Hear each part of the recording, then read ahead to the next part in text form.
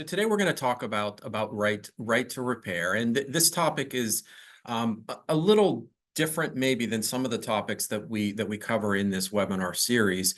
When you compare it to a topic like say clean and green, which is Pennsylvania's preferential tax assessment program. I know that's a very kind of a bread and butter topic for a lot of attorneys.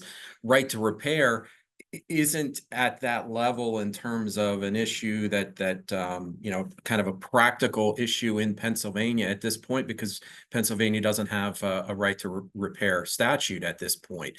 So this is a topic more of one, it's really an emerging or a developing legal issue where there is law that is starting to be established. I think it's an issue that is very much in the news, or an issue that maybe your clients may be interested in and may be affecting your clients. And so the point of today is to really provide you with kind of the landscape of what is this issue, and what are the legal developments that have taken place thus far with regard to this issue. So I'm going to start by talking a little bit about the background of the topic, and then we're going to move into state legislation that has been addressed at different states throughout the country, and then talk about legal developments at the federal level in the executive and the legislative branch.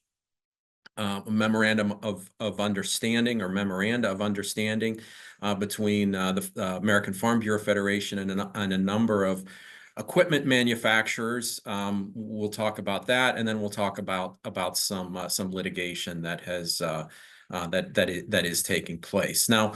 With regard to the background, I'm gonna not spend a lot of time on background.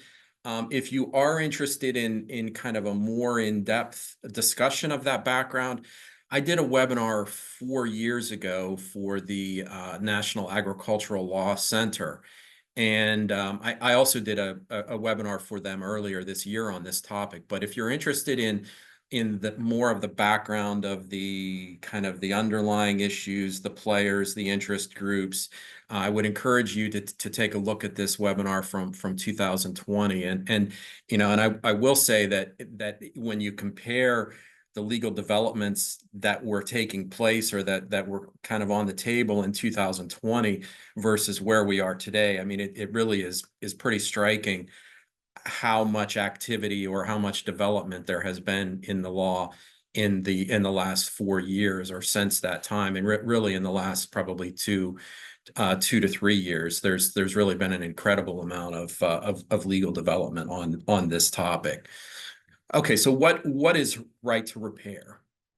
And right to repair really is a movement that is designed to limit restrictions that manufacturers would impose on either the repair or the maintenance of certain products.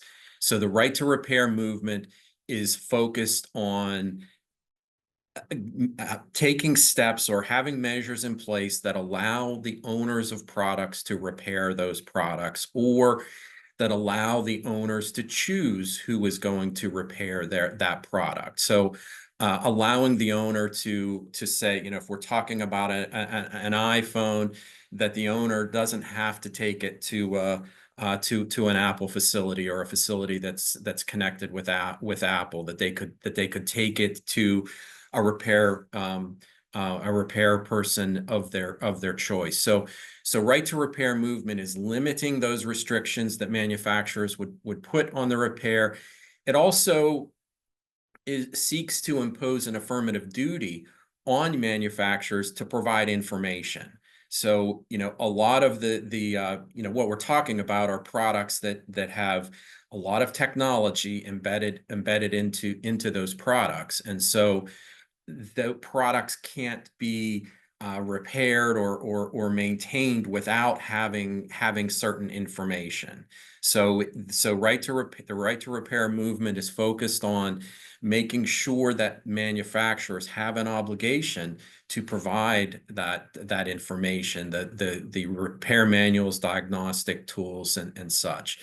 And then I guess, and finally, and this is maybe a point that hasn't really been addressed through the legislation that we're going to talk about. But there is also an element of right to repair that's focused on product construction and design, and trying to have products designed in a way that more easily enables repair. But really, what we're going to talk about for the hour today really focuses on those first two bullets, on limiting manufacturers' restrictions on repair or maintenance, and providing affirmative duties on manufacturers to make certain tools and information available.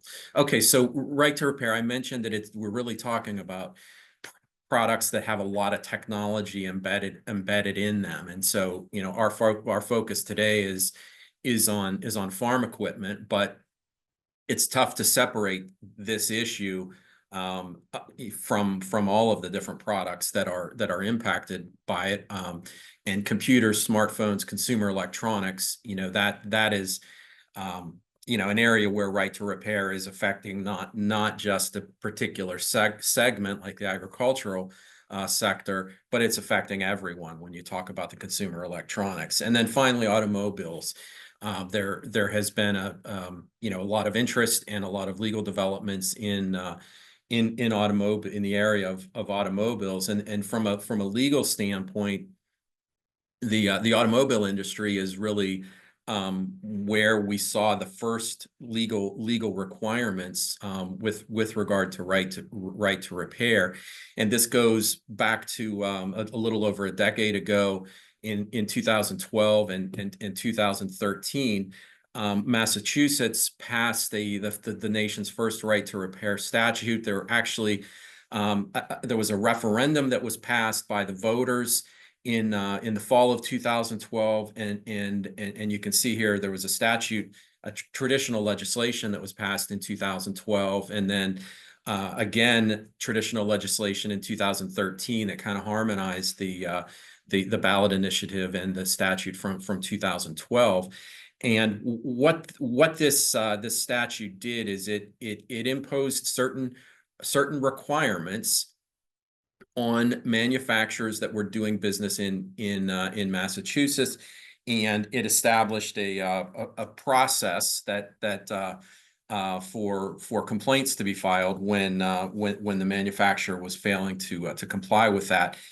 It established that a violation of this right to repair law was an unfair trade practice, which that can have other legal consequences as well. And the specific requirements in this statute provided that again this was enacted in 2012 and 2013, so it went back to 2002, which would cover most of the cars on the road, and said for those cars that the manufacturers had to make certain information and tools available for purchase by owners or independent repair facilities. And you can see it's information as well as certain repair tools. There also was a prospective requirement that was going to come into place again, we're looking at the statute that was passed in 2013. So they looked essentially 5 years into the future, and said that at that point, then the onboard diagnostic tools and repair information systems the access had to be provided for those as well. Now, this statute was passed in 2013, and within a year after its passage, again, this is one state, Massachusetts, passed enacted a statute, and less than a year later, many of the major players of the manufacturers and the dealers entered into an agreement that would essentially transfer those standards all across the country. So you can see the parties to this agreement. We had the Automotive Aftermarket Industry Association, Coalition for Auto Repair Quality, Alliance of Automobile Manufacturers, Association of Global Automakers. So we had manufacturers, we had we had repair facilities, and they agreed that they would, at least on the manufacturer side, they agreed that they would comply with the Massachusetts standards everywhere in the U.S.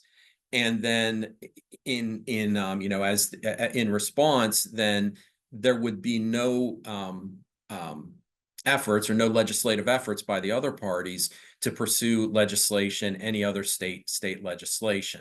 Now, this agreement did not directly address end users. Now, of course, the question, why would I guess I think I skipped a slide here. Let me just go back one. Okay, so why would the manufacturers agree with to voluntarily essentially comply with these standards throughout the country? And the global automakers president, you have his quote on the screen that his focus basically was he wanted one standard. He didn't want a variety of states enacting different requirements. They wanted one standard that they could comply with across the country. Okay, so that was 2014 that MOU was agreed to. It was to be administered by the National Automotive Service Task Force, and so that's 2014, and you'll see on the second bullet point on the slide, Massachusetts had another ballot initiative in 2020. And I'm highlighting the automotive developments in the automotive industry just because they're really they're first. That's the industry that started to address these issues first, but highlighting that their actions in 2012 through 2014 in Massachusetts and then expanded nationally haven't settled the issue, because Massachusetts had another ballot initiative in 2020. And the subject matter of that ballot initiative was on kind of new technology, and kind of highlights the fact that when we're dealing with a topic that is all about technology, that technology is going to continue to develop. And this was something that this initiative was addressing technology that hadn't been included in that agreement. There also were or have been concerns about parties or the manufacturers not fulfilling their obligations under that agreement as well. So that's kind of the state of how things have developed in the auto industry. Now, I want to talk a little bit more about state legislation, kind of going beyond the auto industry, and you'll see that this is a slide that shows all of the state legislation that has been passed in the U.S. And you'll see Massachusetts with automobiles, and then you'll see 6 states that have enacted legislation in 2022, 23, or 24. And though the subject matter of that legislation really has focused on consumer electronics, you see New York in 2022 had consumer electronics. Colorado, which I guess you could look at this and say Colorado has kind of been a leader in terms of the scope of coverage of what is covered under right to repair, because as they have had 3 different statutes. They've had a statute enacted each of the last 3 years. In 2022, the statute focused on wheelchairs. Then we move forward to 2023. Colorado addressed agricultural equipment. California and Minnesota addressed consumer electronics. Maine had a ballot referendum that focused on automobiles. And then moving forward to 2024, Oregon addressed consumer electronics, as did Colorado. Now, just to highlight a point about Maine's ballot initiative, as I mentioned, it does address is limited to automobile repairs. What struck me is just the the percent of the vote, that it received 84% of the vote. And I know ballot initiatives, they can be drafted in a way that makes something seem very favorable, or you can draft a ballot initiative two different ways to maybe alter the or affect the result. But it still is striking to me that in today's environment, anything would get 84% of the vote. You'll see that the ballot initiative in Massachusetts, both in 2012 and 2020, also received pretty overwhelming support. I don't know if there's anything to read into the fact that the percentage dropped from 87.7 to 75 over that 8-year period, but 75% is still quite a strong victory for the proponents of that ballot initiative. Okay, this is a picture of Colorado's governor signing the right to repair bill that that applied to agriculture, and I want to spend a little bit of time talking about the details of this legislation. So this is the full title. It's quite a mouthful. Concerning a requirement that an agricultural equipment manufacturer facilitate the repair of its equipment by providing certain other persons with the resources needed to repair the manufacturer's agricultural equipment. Okay, so that's a mouthful, but that's really pretty accurately describing what the goal is, that agricultural, the people, farmers, producers, the people that own agricultural equipment are going to be able to take that equipment to a person of their choice, and that person is going to have the resources that they need to repair that equipment. So the farmer can choose who they want to repair that equipment. That's the goal of the statute. Now, just kind of a technical matter here in this, as we kind of walk through this statute. In section 1 of this bill, it's amending the title, the name of the title, where the statute is going to be codified. Prior to this statute, that title had been named the Consumer Wheelchair Repair Bill of Rights Act, based on the 2022 bill that focused on wheelchairs. Now, the name of that that title is just Consumer Repair Bill of Rights Act. So, and that's where I'm sure then the 2024 bill that focused on consumer electronics is going to be put in that title as well, in that specific title as well. Okay, section 2 focused on the definitions, which define the scope of the bill's coverage, and looking at some of those definitions that detail what specifically is covered by this. It is agricultural equipment, and that term is defined as equipment that is primarily designed for use in a farm or ranch operation. And I guess I want to highlight that the words primarily designed for use. So it's not applying necessarily to equipment that is used on a farm or ranch, but rather equipment that is designed for use in a farm or ranch. And you can see that it includes kind of what I think you would traditionally think of as agricultural equipment: the tractors, combines, sprayers, other equipment to plant, cultivate, and attachments. What does it not include? And the first bullet here: self-propelled vehicles primarily for transportation of people. So you think of a truck that would be used on a farm. Well, that's probably not going to be included, because it's going back to the definition, is a truck just a regular truck that you drive on the highway that you may use pretty extensively on a farm. Is that primarily designed for use in a farm or ranch operation? Probably not.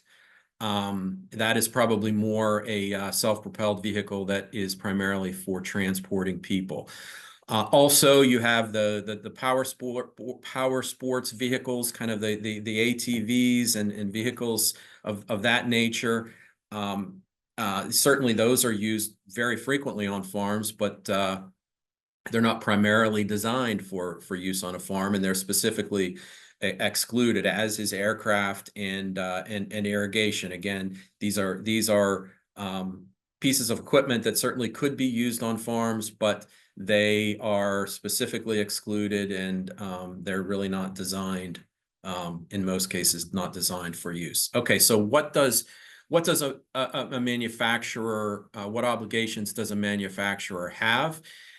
They have to make available to an independent repair provider or the owner. So again, we're focused on both the owner as well as a third party that would be potentially repairing that equipment.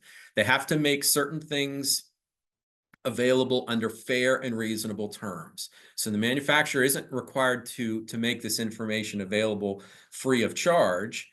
They can charge, but the terms have to be fair and reasonable. And what they have to make available is the documentation parts, software, tools, other authors, other items that are that are necessary in order to repair or maintain that equipment. They also have to provide the tools or information to reset the equipment, if or to function while it's disabled, if while those repair process, when the repairs are underway.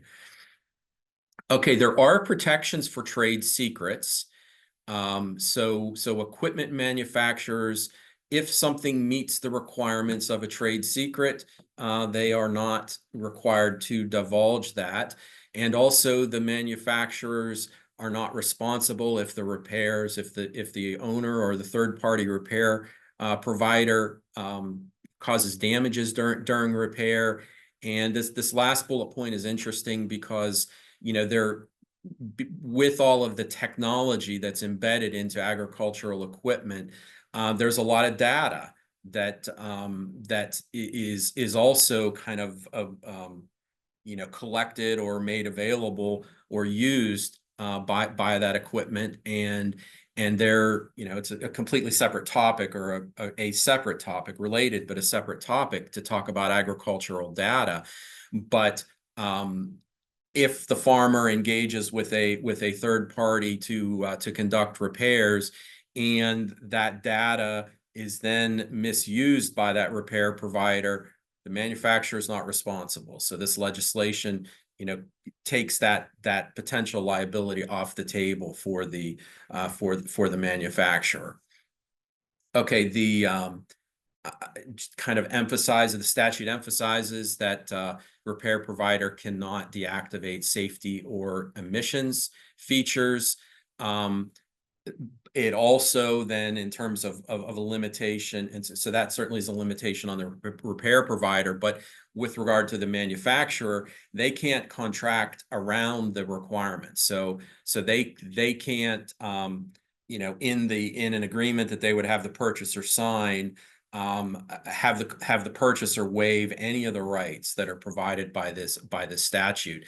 And also, we're going to talk about memorandum of understanding here in a minute, but even if the manufacturer is a party to a memorandum of understanding, they still have to comply with this act. So to the extent that there are different requirements in the Colorado statute and in the memorandum of understanding, the manufacturer, when they're in Colorado, they're going to have to comply with both.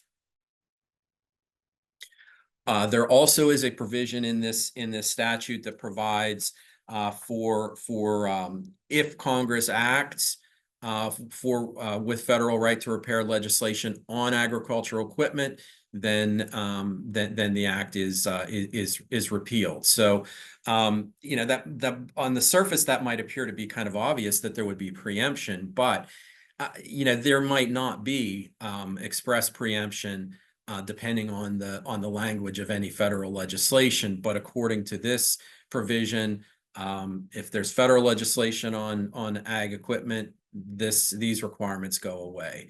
And this legislation was enacted in 2023. It became effective the beginning of this year. So it is currently in effect in Colorado.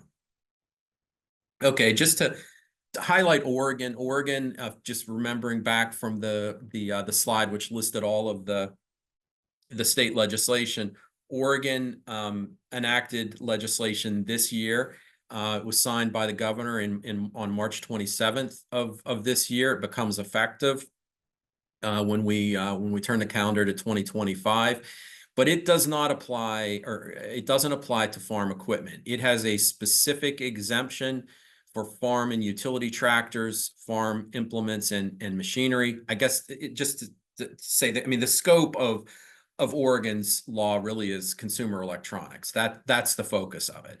And it does provide certain exemptions, which I guess kind of gets you to the point of what is covered is the consumer electronics. So the farm equipment is exempt. You know, there are a number of other products that are exempt. I just picked out a few of them here to kind of highlight the exemptions of electric toothbrushes, video game consoles, medical devices, and I guess my point in highlighting those items is it's kind of all across the board. And you know, who knows why the Oregon legislature chose to exempt those particular items, but there are a number of exemptions in terms of the scope of that particular bill. Okay, just looking kind of broadly at states across the U.S., according to the National Conference of State Legislatures, in 2023 there were 33 states that considered legislation. So, you know, pretty broad coverage. It's a topic that has been addressed in many, or I guess most of the legislatures across the country. And just looking specifically at agriculture, I guess at the bottom of the slide, I've kind of the source is kind of blurred in with the footer on this slide, but the source of this information is the Public Interest Research Group, which is one of the main advocacy groups that is pushing for right to repair statutes. But you can see this is what 15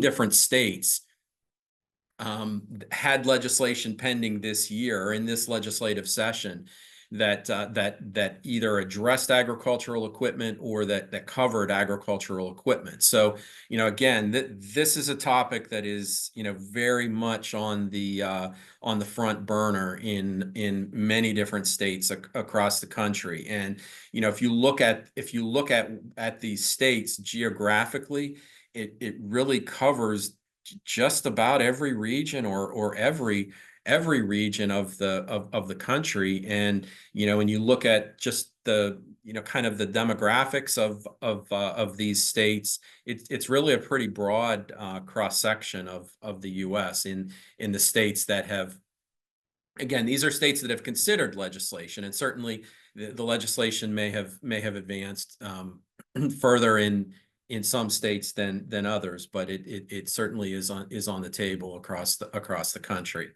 Okay, so looking at the federal level, and we'll talk about the legislative branch and the executive branch. In the legislative branch, I mean, legislation has been introduced, but there really hasn't been much activity. You know, you compare that, a lot of activity at the state level, including some bills that have got across the finish line, not so much at the federal level. There is an Agricultural Right to Repair Act. It was introduced in this session by Representative Gluesenkamp Perez from Washington. There had been a Senate bill introduced in the last session by Senator Tester. There also are bills that were pending in this session. The Repair Act deals with automobiles. The Fair Repair Act deals, it's basically with consumer electronics. And just to look just a minute at this at the Agricultural Right to Repair Act, the equipment manufacturers had to provide the documentation, kind of provide the tools that are necessary to repair and maintain. It also had a provision dealing with farm data as well. But again, this is a bill that it's current in this legislative session, so I think the chances of it moving forward are probably pretty slim at this point, as we approach the end of the session. So even though there hasn't been legislation, at the federal level, legislation really hasn't moved much. I think it's interesting that this is about 18 months ago, but you had 28 state attorneys general that sent a letter to Congress advocating for right to repair legislation, and specifically mentioned agricultural equipment.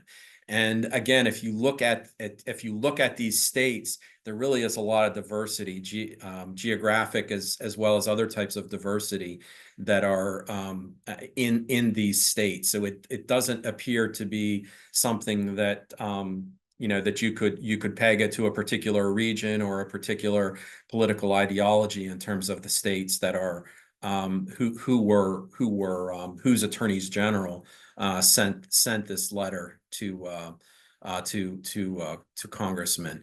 And also, along with kind of movement potential movement, or I guess movement towards potential federal legislation, this is about a year ago, where an Apple executive indicated support of a federal law. Now, you look at the language that is quoted here. Apple supports a uniform federal law, and you look at the bottom right hand of the slide that's showing where he's stating what Apple's goals would be, or what they think the goals of federal legislation should be in terms of privacy, data security, transparency. But the last couple lines of this, creating a strong national standard. So, this really kind of the same goal as the auto manufacturers when they agreed to have the Massachusetts standards apply across the country. They were looking to establish a national standard, and it appears that Apple is supporting national legislation for that same purpose, that they want to have one set of rules, not a hodgepodge of a bunch of different requirements. Okay, so that's at the federal legislative level. Really nothing at this point, but some indications that there may be support or groups pushing for legislation. In the executive branch, President Biden issued an executive order in July of 2021, so about 6 months into his administration, an executive order on promoting competition. And this is a very broad executive order that covered, not just the ag sector. It covered a lot of different sectors. There were certain topics in agriculture that were included in this, and one of those topics was right to repair. And I have the language on the slide now, the passage of the executive order where right to repair appeared, and you can see that President Biden was directing this particular issue to the chair of the FTC. We're going to talk about the FTC here in a minute, a little bit more detail, but this is an independent administrative agency. So the president appoints the chair, and the other members of the commission, but it doesn't operate. There's an independence there that makes it different than all of kind of the cabinet level departments.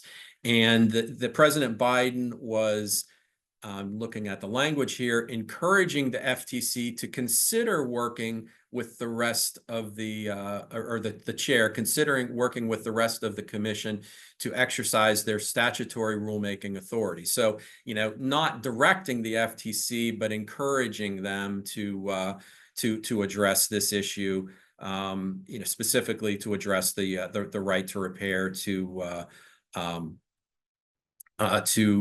looking at the unfair anti-competitive restrictions. And again, specifically mentioning farmers. So kind of putting agricultural equipment on the table. Now this is a report, and now we'll talk a little bit about what the FTC has done in the last 3+ years. This is a report that was issued by the FTC in May of 2021, and President Biden's executive order was in July of 2021. So this is a report that was issued prior to that.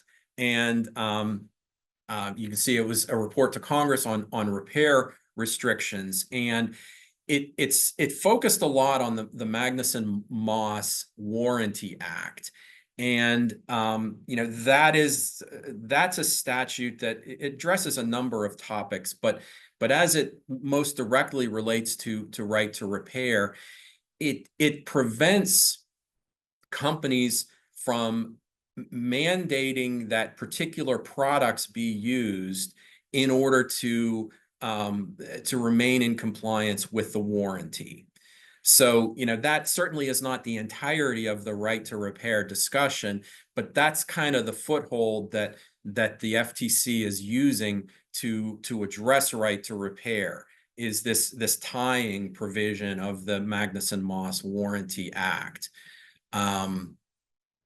Okay, so then shortly after President Biden's executive order, the FTC adopted a policy statement addressing right to repair, and they pretty candidly acknowledged that this topic hasn't been an enforced or a priority for them, but they voted unanimously. So this would be the three Democratic appointee, or the three appointees who are of the Democratic Party, the two that are of the Republican Party. They all voted unanimously to quote ramp up enforcement against these restrictions. So this is in 2021. This is then we're moving forward a couple years. So this is just a few months ago. This summer, there were warranty letters that were, or excuse me, warning letters that were issued by the FTC to some companies that kind of putting them on notice that their practices may violate this Magnuson-Moss Warranty Act in terms of requiring this tying in of using particular products in order to maintain coverage of the warranty. So the companies that were that had the letter sent to, I mean, they were air purifiers, some exercise companies as well. But this is a fairly recent action that the FTC has taken. Now, more recently, and this is just within the last week, I guess last week, this is an article from Reuters, and this topic received a lot of other coverage from other media sources. That the FTC is, using Reuters' words, probing Deere over right to repair, and this, this is indicating that the FTC is looking at what at the practices that Deere is using with regard to right to repair. This came to light. This investigation came to light when a third party, I believe it was a data company, received a subpoena to provide certain records, and they were resisting this, or they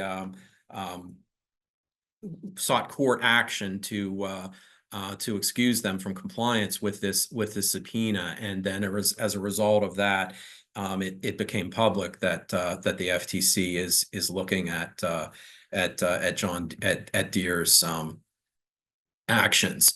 Okay, so still staying kind of moving away from the FTC, but still looking at within the executive branch.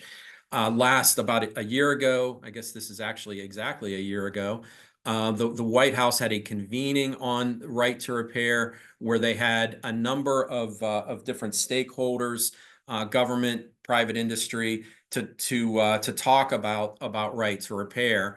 And coming out of that meeting, the White House published this convening, and I've kind of highlighted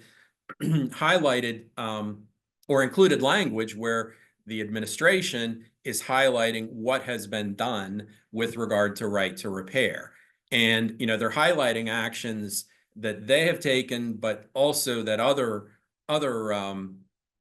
parties have taken. And so they highlighted these FTC actions to ramp up enforcement and some settlements in right to repair cases.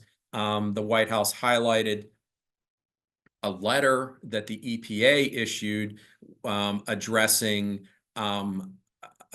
compliance with the Clean Air Act, or basically addressing the argument that manufacturers sometimes raise that one of the reasons to not allow consumers or independent repair facilities to repair equipment is that they may disable certain safety or emissions equipment, and the EPA was writing in response to a letter from the National Farmers Union, just saying that right to repair was compatible with the Clean Air Act. So I guess kind of addressing or rebutting the argument that is sometimes made. Also included language on disposal of lithium batteries, copyrights, and then this last Copyright Office, and then the last bullet highlighting that state legislatures have taken actions, the kind of addressing the points that we've already discussed today. Okay, so those are developments at the federal level in the legislative branch as well as the executive branch. And I guess I just wanted to have, one slide to highlight that this is not just a U.S. issue. This is a development from earlier this year in the European Union, a directive on right to repair. And this particular development was focusing on extending warranties where there had been repairs that had taken place. I think in general, I think the right to repair is more established, or is, if you're looking at it from the standpoint of consumers or the advocates for right to repair, it's a little bit farther advanced in the European Union as in comparison to where it is in the U.S. Many of the issues that are, many of the issues that are kind of being addressed in the state legislation right now in the U.S., they are already established or more well established in the European Union.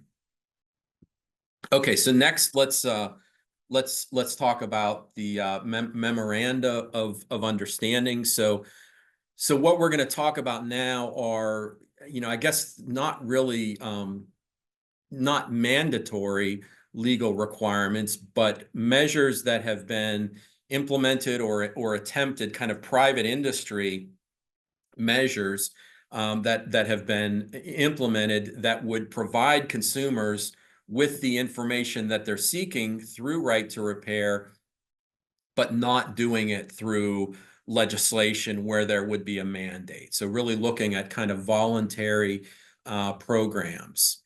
And again, going back to the to automobiles, to kind of, or I'm sorry, no, there was, I mentioned the MOU with automobile dealers earlier, the MOU that kind of was the agreement to follow the Massachusetts requirements, but specifically looking at the agriculture industry. There was, I guess, kind of the earliest of the of the voluntary industry-led efforts was this this R2R Solutions, which was established by the Equipment Manufacturers Association of Equipment Manufacturers and the Equipment Dealers Associations, where in 2018 they developed a statement of principles. And according to these principles, they were going to the equipment manufacturers were going to make certain resources available to end users, and they were gonna start doing that through beginning in 2021. Now, I think this effort kind of got superseded by efforts that we're going to talk about here in a minute.